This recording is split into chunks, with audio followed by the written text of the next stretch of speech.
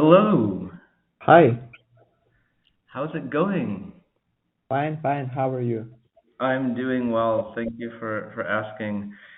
So, just want to start off by making sure we're on the same page here. So, today we have a senior level slash target for a mock coding round. Is that your understanding as well? Yeah, right. Fantastic, fantastic. Okay, yeah, so we'll conduct this kind of in a standard way, so about 5 minutes or so for intros. Then we'll Mm, make time for about 40 minutes main coding challenge, and then remaining time basically remaining a recap. mm-hmm. Yeah, so for 1 or 2 minute introductions, would you like to get us started or shall I? Keeping in mind, of course, this is anonymous platform, so sharing Mm-hmm. messages you're comfortable with. Yeah, okay. I can start. Yeah. Uh, Sure. yeah. I'm the web engineer, mostly web engineer for the last 8 years. Uh, I started even before I went to the university.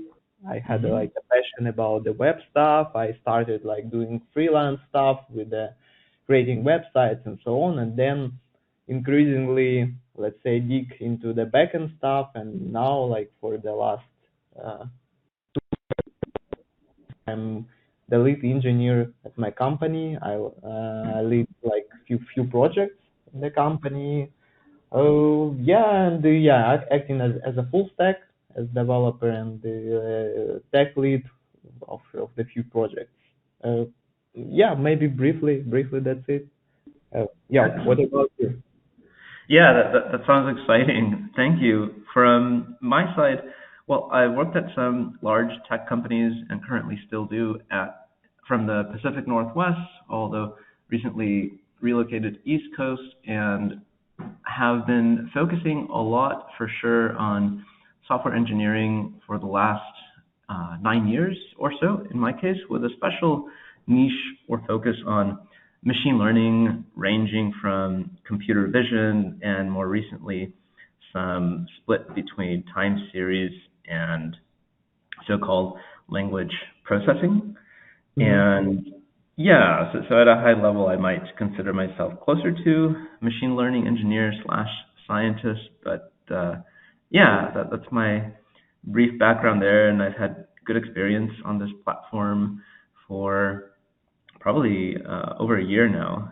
And yeah, that's brief about me. Any other questions or things you want to cover before we get started? No, we can jump into the coding session. Excellent. So to begin that part, if you would like to select your preferred coding language for today. Uh, yeah, I would say JavaScript. I, I will select in the drop down. Okay, perfect. Excellent. So I will type in my question, and for today it's going to be actually in two parts. So let me start by listing the first part, which we'll talk a little bit about at high level, just to make sure we are on the same page. Then I'll paste in part two, and we can discuss that a little bit. Then I would propose we jump into the code for part one. Does that kind of make sense? Cool. Yeah, yeah. Excellent. All right. So yeah, let me paste in here. All right. So here we go. Take some time to read part one.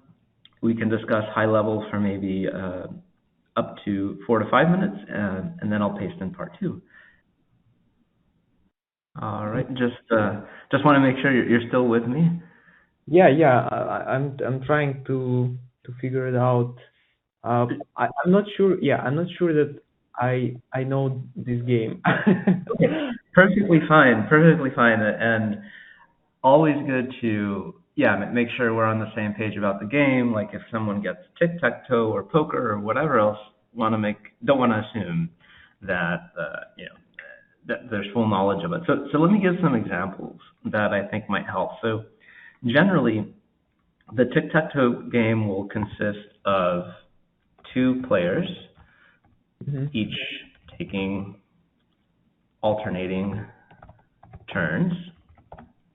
And just to give you an example, so if we go to example one, where I should also say n is equal to 3, we have a 3 by 3 board that initially starts off as all dots. So dot equals empty cell, x equals, let's say it doesn't really matter too much, player 1, and let's say O is equal to player 2. So they take turns and they fill in the empty cells so that we're at the current state of the 3 by 3 board from lines 36 to 38. And now in the current state, we have two free cells, right? Mm-hmm. So let's suppose for illustration that it is now O's turn. And let's suppose that O decides to place their letter here on the bottom left. In this case, we would say that O wins on anti-diagonal and game stops. So winning in general will be filling in either a contiguous column, row, main diagonal, or the so-called anti-diagonal. Mm-hmm. So just to give one more brief example before I maybe get to some questions, let's suppose it was a little different and maybe this was the state of the board on example 2. And so far the game is ongoing. There's no tie, nobody has won yet. And let's suppose now that it is X's turn in example 2. If X goes here, then we would say that X wins on the first row. And finally, and I'll pause after this one actually, finally, let's suppose that we have this state of the final board. In this case, we would actually say that there's a tie, and I'll give a slight hint because nobody won, and all cells are used. So let me pause here and see if the examples make sense. Yeah, sure. Now I understand. Yeah, like in my country, this game has a different name, but yeah, I know this game. Yeah. Okay. Yeah. Let me start from from my, let's say, vision. Yeah, how to do this. Yeah, I would say I would start from yeah, of course, like building the board. That's like the matrix, yeah, with the array of arrays. So I will have like the matrix, yeah, that I can fill in, fill out, fill in with the moves. Yeah. So every time when the player makes a move, I like mark with his ID, yeah, the point he wants to mark, yeah. Then basically I will have the second method that will actually check the game status. How I will do this? First of all, I will check the diagonals by like I will, yeah, it's just a simple cycle for loop, and then check the row and columns. If some of them are true, yeah, that means this player won. If by the way, yeah, I also count the moves, yeah, how many moves each player did, and if if they like equals to the size of the board, this means uh, it's like tied, yeah, tied status. Uh, Mm-hmm. in and the last case, if no one win, or if no one won, it is not tied. That we are in ongoing status. Uh, yeah, like basically, yeah, that's it. I will explain more about how I will check the like diagonals and so on while implementing it. Yeah, excellent. So I think this is a good initial approach, but since we want to get to a part two, if you don't mind, let me give you some hints in the form of some questions. So I got your first approach, and keeping track of the entire board is one way, right? And as I kind of provided, right, if we do that, this would mean that we have a plus O of n square space complexity, right? Mm-hmm. And also, that's kind of related to that. You mentioned when a player moves, so let's suppose we go back to example one, and the player moves O here, right? I think you were suggesting that you would check the entire board for all possible wins once we Mm-hmm. get a new move, right? Mm-hmm. Yeah. Okay, so let's talk about that a little bit, because I think we can reduce both space and some time complexity here. So as a hint, again, let's suppose we're in this current state and in example one, and suddenly O moves here. My hint is that once O moves in that cell, there's actually only a few possible ways that O can win that might reduce the amount of time we need to spend to check all possible wins on the board, if that makes sense. Mm-hmm. So you want to Yeah. yeah, yeah, let me think.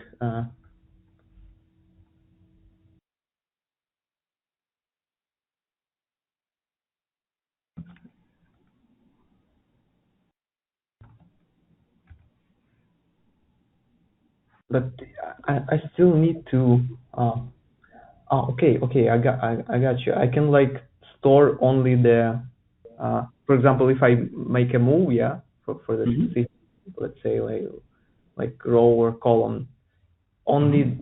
only in this case I store the state only for this specific row and column. Yeah, that's along the right track, exactly. So just to follow up, and please pause me if I'm interrupting you.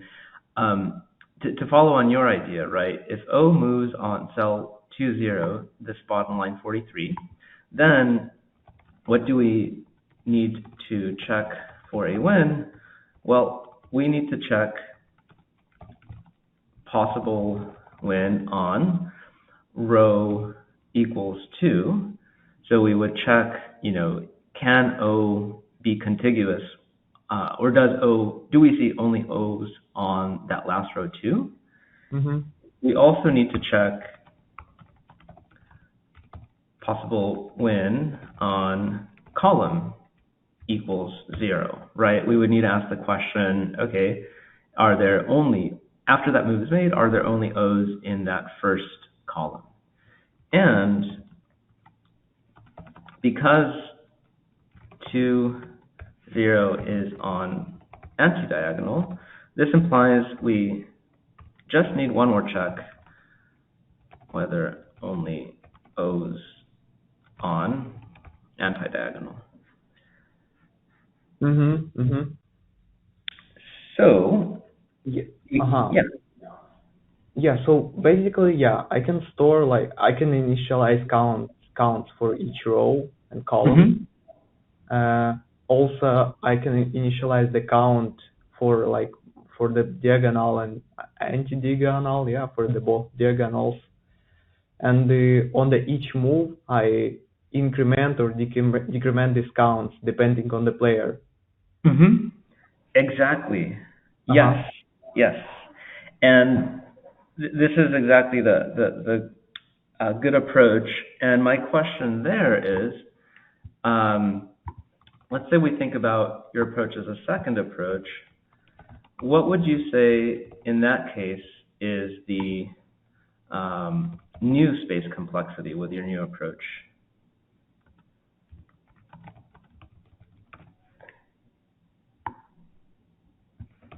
Mm, the space complex.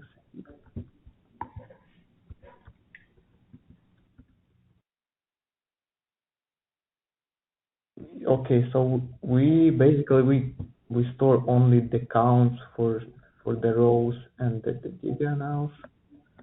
Mm-hmm. Uh,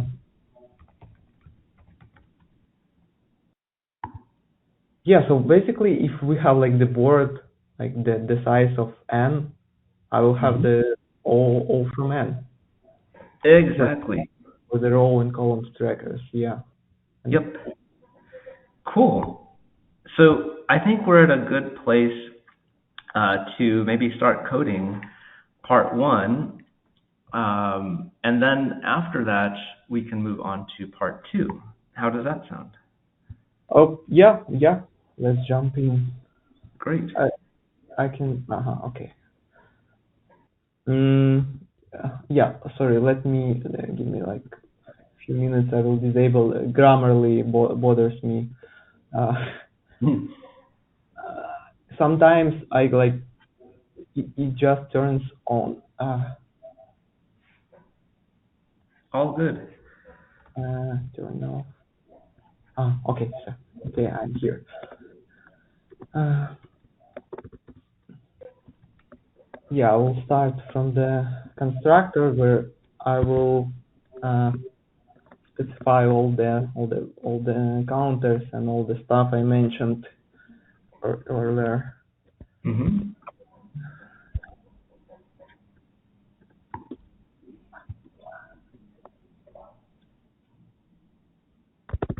So yeah, I will store the size just to refer it. Then, as I mentioned, yeah, the first value will be the counts for the rows. So Mm-hmm. it will be, uh, mm, yeah, I'm not sure about these syntaxes. I don't remember. Uh, this basically creates the empty array of the size n, but okay, let's, yeah, it works. We fill it with the zeros. Mm-hmm. We do the same with the columns.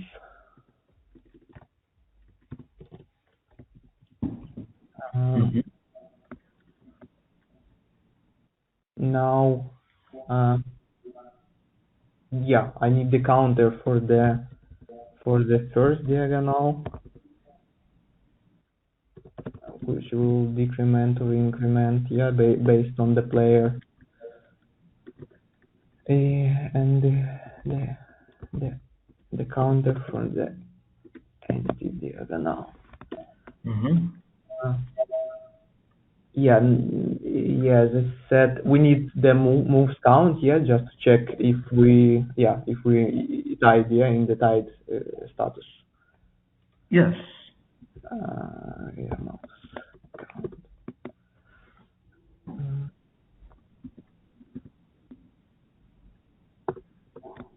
yeah, and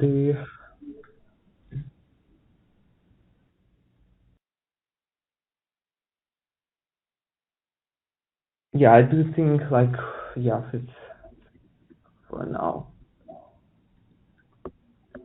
Yeah, I will start maybe from the move method, Sure. then switch to the check status. Uh, so yeah, basically we do move for the row, column, and the player.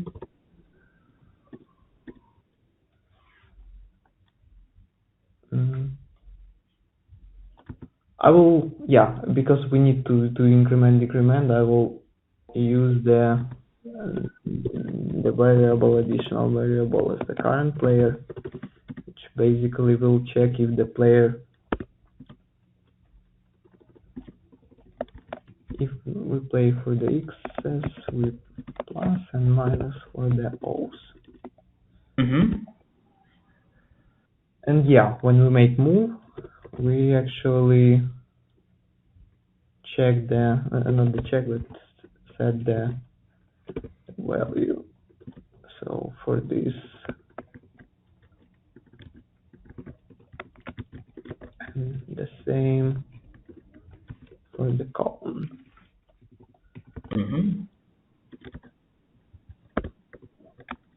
Okay, so we put the values for the row, for the column. Yeah, if we need to check uh, if we're on the diagonal, we also need to modify the counter for the diagonal. Right.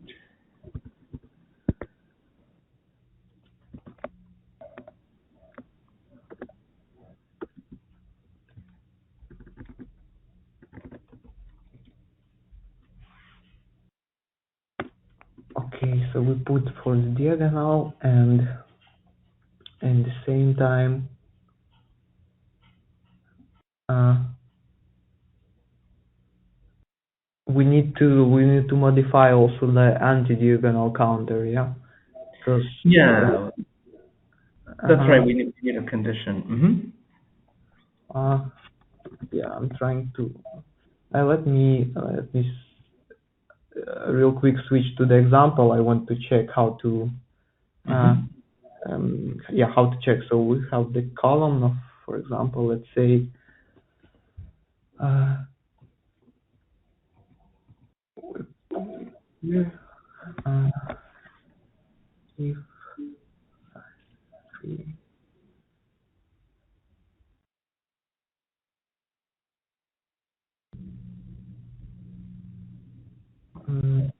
yeah, I'm trying to figure out the condition. Yeah, the condition of the anti-diagonal.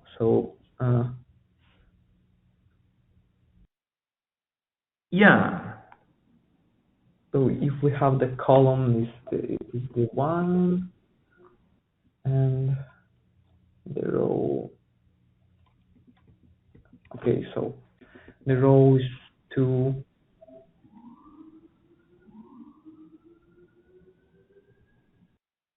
two and two, three, one. Okay, yeah, I can like check it if we Mm-hmm. have the column. Yeah, uh, if we have I have the column. Uh, Basically like the anti, it is we take the size. Yeah, for example, minus row, and to get the index we to minus one. So yeah, I can check Yeah. yeah, check like this. So this will be the index of our anti-diagonal. Uh, Yeah, that's exactly right. And because we're essentially zero indexing, that's the right answer. Yes. Great. yeah, okay. I scroll down to the code. Uh, Mm-hmm. so yeah, and basically yeah, put the value for the diagonals. So yeah, we put the move on the counters. Also, we increment the moves count. Uh, yeah, now we can basically check the. Uh, or do you want me to check this in the same method, or to make the check? Okay, yeah, better to of course better to check the status method, so I could. Yeah, that's right. We can have a separate check status method, and it's a good question. We can always call, if we want to, the check status method inside of move, but all good.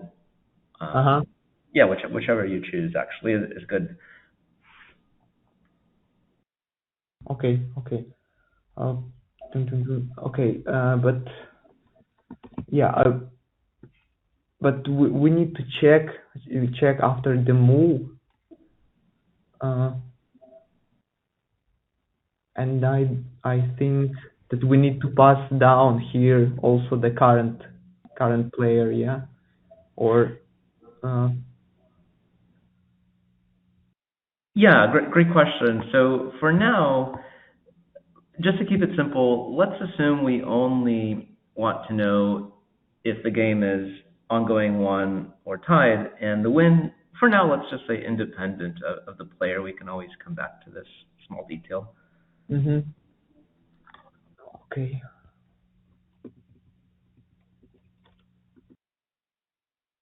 Mm, yeah, basically, yeah, sorry, I didn't tell you about the strategy here. So I can check if some of the counters, yeah, it is equal to the size of word, yeah. Yes. If someone is, we assume that, yeah, we have like one of the players won. If not, we check the moves count, yeah, and if the moves Hmm. count equals to the but yeah, it should not be equal to the size of board. Uh, yeah, it should be the square of the size. Right. Uh, yeah, if yes, it's the status is tied, and otherwise, the last one is ongoing. Uh, Hmm. uh, okay, so the check status here, we still need to to pass down the row column. Hmm. Yeah, to check if that yeah, we can check the move. Okay. Uh, so yeah, let me start from the uh, yeah, because we could have the negative value there. Yeah, I want to check the modulo. Yeah, the modulo of this value. Uh, Yep.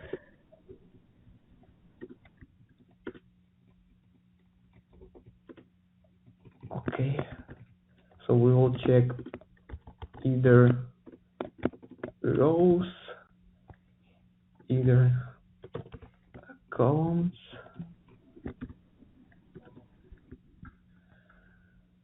Uh,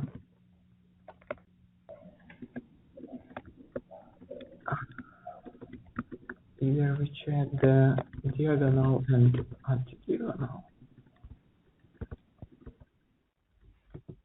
Why it doesn't help me?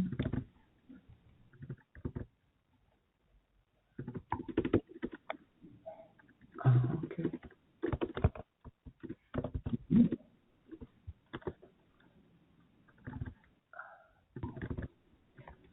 Okay, so if any of them, so we can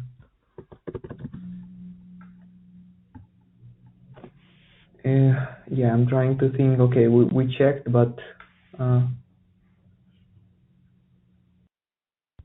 okay, so basically we need to okay, we can, you know what we can do? We can store the last player, yeah, that Yeah. make a we can store the last player that made a move. Last player, it actually equals to current player, yeah. Hmm. Uh,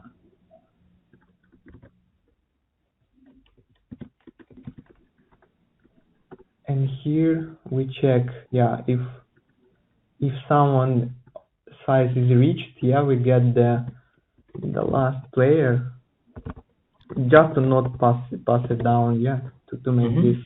this function to be yeah, independent. Uh, yeah, so if the last player is one, that means we assumed okay, so that means we the player won by player X. Hmm. Otherwise, one one by player. Oh, okay. If we skip this case, yeah, we check the moves, how many moves we did. If our moves count equal to the size, so that's the square of size, is size. Yeah, this means we're, how is it called? Tied, yeah? Tie, yes. Tie, okay. Tie.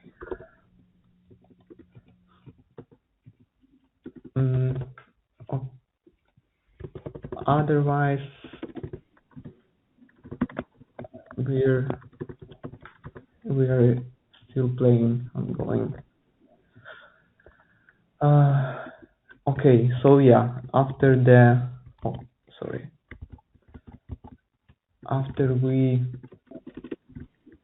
made a move, we check, yeah, we need to check the status after we made the move. Yeah, perfect. Okay, so let's test it out. Actually, let's maybe test at the end. I think from what I'm seeing, this is a correct and actually really nice solution.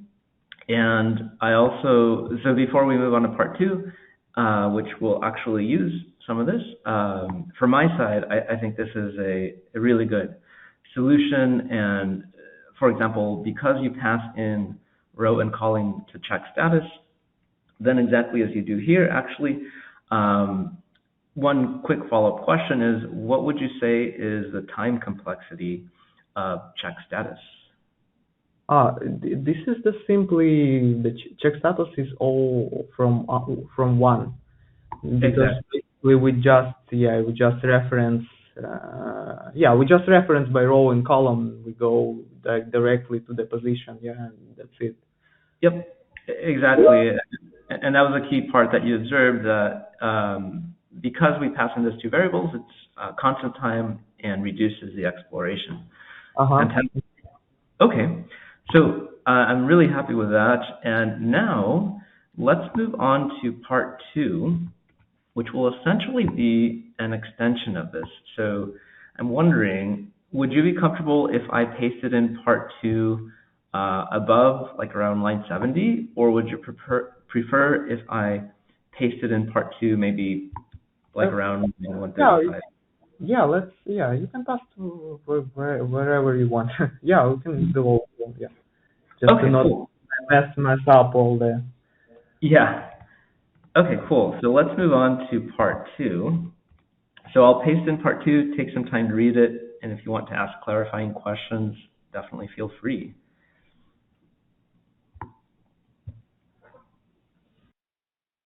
So basically, it's like Tic Tac Toe inside the Tic Tac Toe. Yeah. Yes, that's right. mm,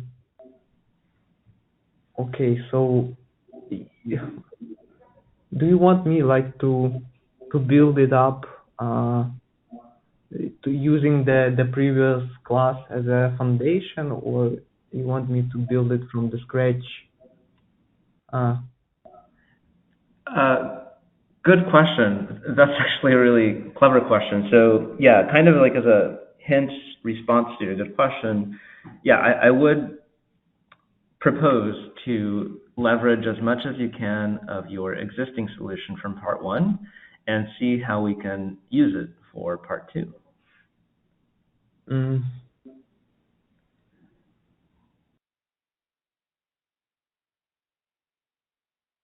yeah, I'm trying to think how can I reuse it. Yeah, sorry. That's why I'm keeping silent. Um, yeah, Okay. from Mhm. what I see, yeah, I definitely will need like some more variable, not variable yeah, the property where I can store uh, the board winners. Yeah, if we have like multiple boards, I need to keep track of the winner in Mhm. each board. But I'm trying to think how to to reuse this logic and how to uh, maybe, yeah, maybe I can like store, mm, make a move. Okay, what do you say about if I reuse this class, yeah, to I I will have the new class, yeah, but to store the winnings for each small board, yeah, I will reuse the class, the previous one, and uh, Mm-hmm. like this, yeah. So sorry, I cannot like explain it. I will like show the pseudo code. So for example, like I will have the boards that will be like an array of the class, the previous class, yeah. Mm-hmm. Like,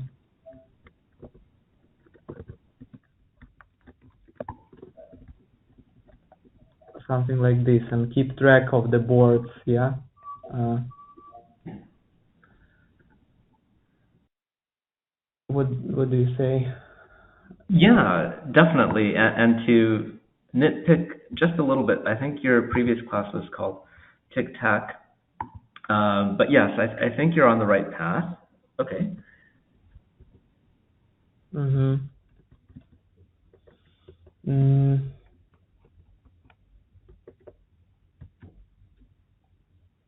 yeah. Mm,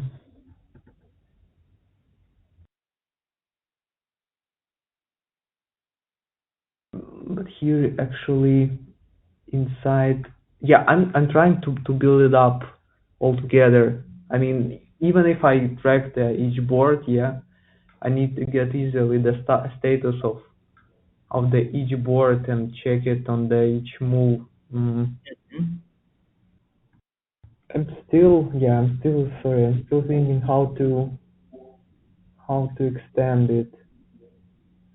Uh, Yeah. So I think you're on the right path. And what I might hint at or suggest is let's see if we can first focus on implementing the move method. And what I would say is for our first strategy, let's suppose, you're given the integer n as part of your, and I'll just call this like mhm. meta. So if we're given the integer n and we wanted to start maybe simply, how many individual tic-tac-toe boards might we want, and how might we organize them? Mm, yeah, I think that we can like store the boards as yeah as a matrix. So yeah, because actually each cell it's a board. So yeah, did you get me? Yeah, I just to think store so. Hmm. the matrix of the. So uh, we'll have the boards, but actually this will be uh, array,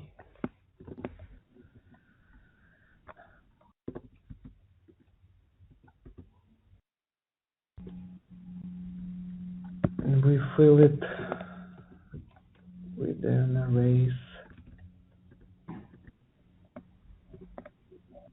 which actually be our instances, yeah, of the. Uh, so we Hmm. will have the matrix of boards,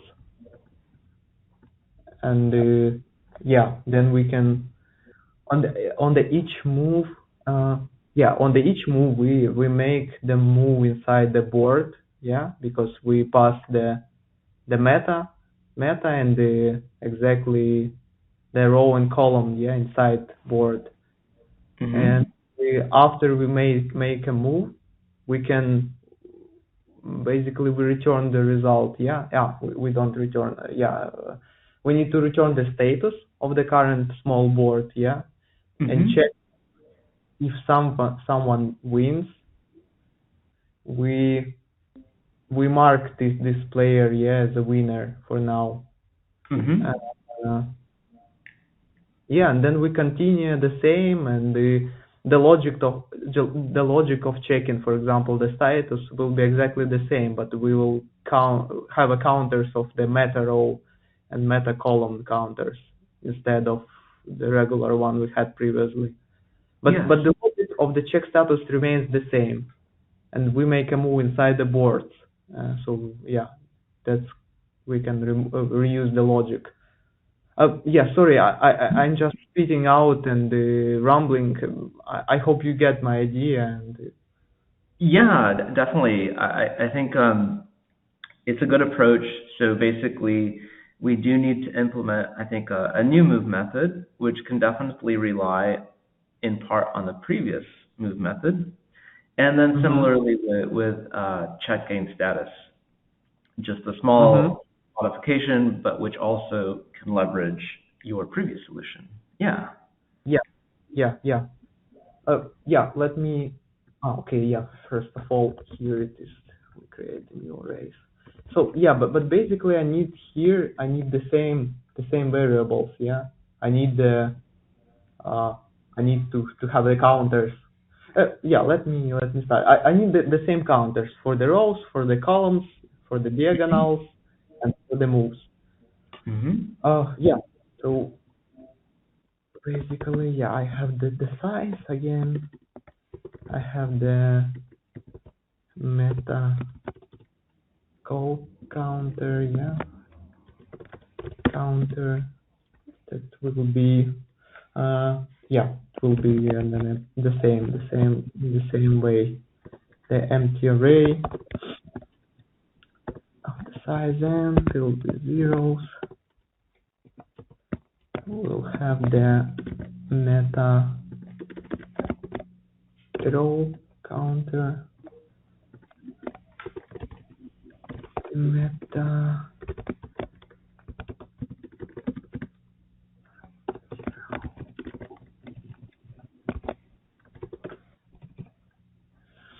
Okay, and yeah, the same stuff with the moves. So diagonals, this moves, meta moves.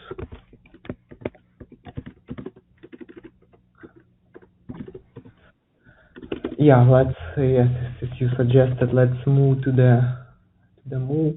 Hmm.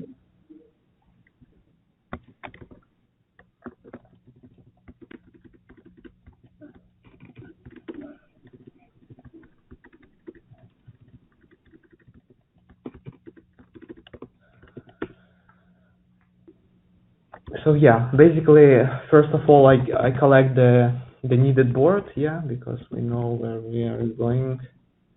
We go Hmm. to the meta row first and the column. So we get the board, yeah, we make a move. Uh, we make a move for the board. So we board dot move. We also know the player and the no, we know the player. But based on this move, yeah, we need to check the current status of this small board. And I, Hmm. yeah, but we, as yeah, here I scrolled up to the 111. Here we need to return, yeah, the status because we don't return the status here. Yeah. Mm, so Yeah. we will have, That fits. yeah, we'll have the result here, and I can check it, yeah. I will, yeah, the thing that I will do here, it is not the good practice, yeah, but I don't want to spend the time writing the previous solution. Hmm. I will check, yeah, if we have like that someone is winning, yeah, the current board. Uh, I need to check, yeah, which player first of all. Uh,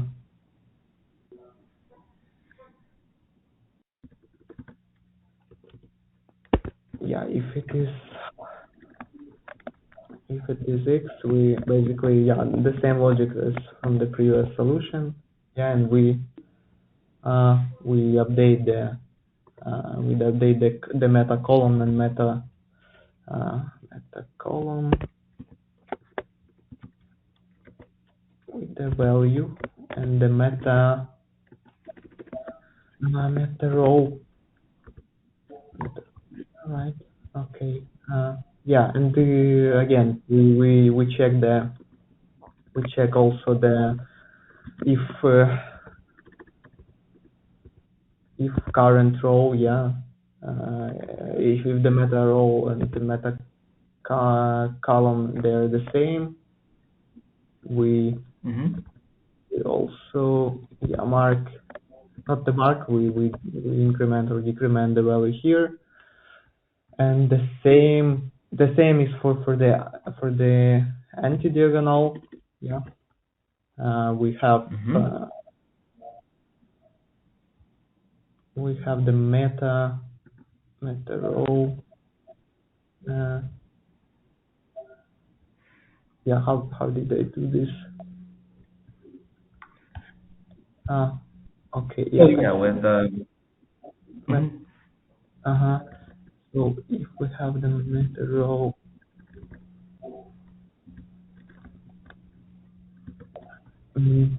okay, let me check this. Yeah, the size. Yeah, the size meta. I had this. Size minus meta row minus 1 to get the index, and yeah, I mark the meta anti-diagonal. Okay. Yeah. So yeah, again we made the move.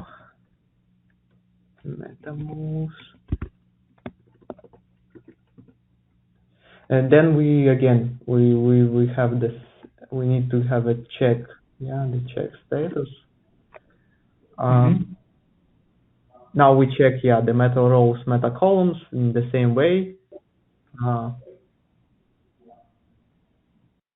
Yeah, I do the thing that we check in the same way. Let me just copy paste it. Okay, so but here it is the meta rows.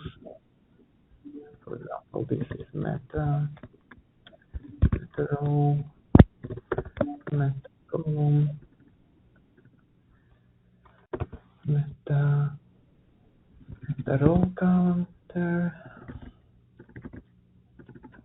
meta column counter, meta anti-diagonal and meta diagonal. So yeah, we check the status, the player.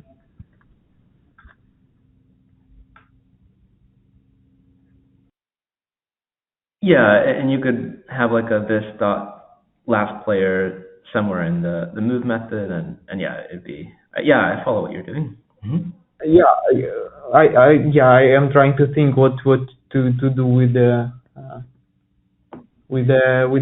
player. Do I need to maybe the same logic? Yeah, I think to store the last player here.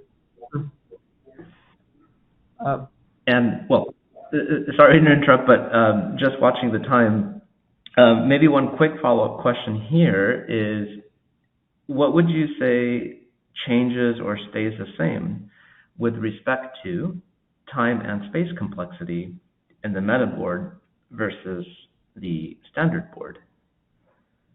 Oh yeah, of course, like the time complexity of the check status, it remains the same. But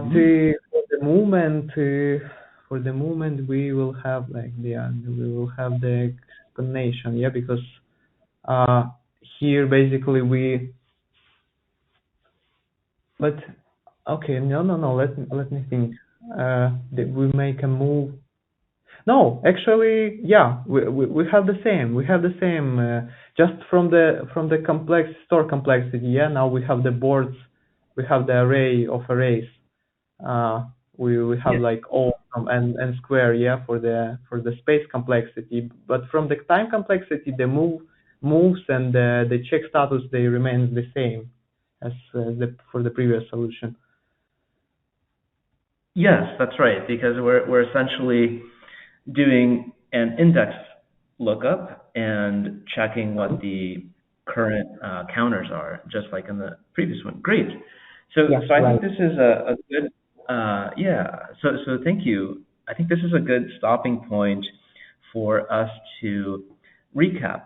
And what I would offer is that I think you did really well. You caught the sort of minor hints in the beginning really quickly to go from your first initial approach of maintaining the entire board for the standard board to discovering that good efficiency of keeping the row states or row sum states and column states and diagonals anti-diagonal. So that was excellent. And also, I would say, yeah, you did good code reuse in the meta Tic Tac Toe board of, for example, on line 150 of basically inheriting and using, right, the previous Tic Tac class. Mm-hmm. Now, and as potential nitpicks, and this is just me, but it would, just depend on the interviewer. Potential nitpicks would be like some of the syntax, like, if we look at line 95 and we were maybe trying to debug this code and we see rows and row, those two names are a little bit similar. They're fine, they're understandable, but another way to do it might be to say like this, row sums, and then Mm-hmm. you index row from that, but that's more of a nitpick. The other kind of nitpick I had in mind was, which I think we would get to with more time. If we look at your move method and check status method, certainly to solve the problem, we can basically copy paste the code and change it. But another potential way to do it is to inherit those two methods, move and check Mm-hmm. status, from the standard board. But if we do that right, then check status needs to know what it's checking the status of. So we could actually go back, and if we wanted to, extend it to like, row sums and call sums, Mm-hmm. etc. Because in this case, there's pros and cons. We are building essentially an extra pointer and passing things in, but it would give us the flexibility to use just one kind of check status method and do something like, this is also another nitpick, like have this method be called like meta check status, and at some point calls, and I'll put in quotes like directly the I forget how to do it exactly in JavaScript, but Mm-hmm. Yeah, check. I got you. Yeah, I got you. It makes sense. Yeah, if the move it differs. Yeah, but the check status Mhm. it remains like the same. Only the field names changed. Right. Yeah, so to be honest, those were my only nitpicks. I also thought you did really well on the time and space complexity analysis. And yeah, sometimes it can be tricky to think about the meta board, but one way I think about it is that the meta board, if I kind of flatten it onto a 2D space, then it's another way to see that the time complexity would not increase, right? Mm-hmm. And those were my main comments. So yeah, thank you. I had some other maybe fun, interesting follow-ups on this that I can share, but in the last few minutes, if you had any comments or questions for me. Oh, yeah. When basically, yeah, I wanted to say that it is a good question. It is not that like let's say nerd questions. Yeah, about the data structures. I like this. I like the way you conducted the interview. It was polite and very helpful. Uh, yeah, about the questions. Yeah, if you can share like the follow-up questions, so I can like do them as a homework, let's say. Yeah, just Uh-huh. uh, to develop myself. Yeah, I will be happy if you could share. Yeah, sure. So I can describe, and thank you for that feedback, by the way. It was a real nice experience for me as well. So I can share some of the follow-up considerations like verbally, and I'll make sure to type them in the feedback. But something interesting to think about, which at least for me is nice practice in terms of working with some of the object-oriented design, is to basically design this game that can be applied or interacted with at the command line interface level. And Mm-hmm. so what I mean by that is we made a simplifying assumption that the move method is always valid. But if we think of using basically this setup as a two-player game, then eventually we probably do want something like a check valid method, which is pretty simple to Mm-hmm. implement and we can reuse in the meta board. But the advantage to that is then on the CLI interface, we actually allow player one to try and move anywhere on the Yeah. meta board. And one interesting thing we can also think about is, well, what should player two do, right? So in CLI, we can do one player at a time and just say, okay, player one, tell me your move. It goes. Player two, make your move, and it goes. And so that's one part. But another part that I find sort of fun that adds to some of the object-oriented or just general coding is, what if we thought about making player two a basically random computer player two? So it just tries to pick a random cell, and if it is not a valid cell, then it randomly picks something else and just interacts. So that's like a super simple player two. And if we wanted to go even deeper, actually, right, if we're sort of inspired by chess, like in chess engines, you can kind of choose how sophisticated you want the computer to be that you're playing against. And there's a sort of similar thing here too, where you can say, well, player two, maybe it can be a little bit more clever than just choosing somewhere random. How would I make player two be more responsive and better equipped against player one? And there's actually some relatively simple but interesting game theory or combinatorics there to say, like, okay, what if I made a more clever player two that, for example, always tries to pick the centermost positions if they're available? Mm-hmm. And what I just said starts getting a bit involved in some of the code, but there's a lot of good, I think, code reused and sort of design or game design in that type of exercise. But yeah, that's all I had in mind there. Okay. Yeah. Yeah. That may make sense. Great. All right. Well, we did really well on time. We got through it all. Any other questions before we conclude for today? Oh, I think no. Yeah. Sorry. Okay. All good. Well, thank you so much. Again, it was a privilege, and I appreciate it. And thank you. Yeah. Thank you too. Have a nice rest of the day. All right. Yeah. You Bye too. bye. Bye.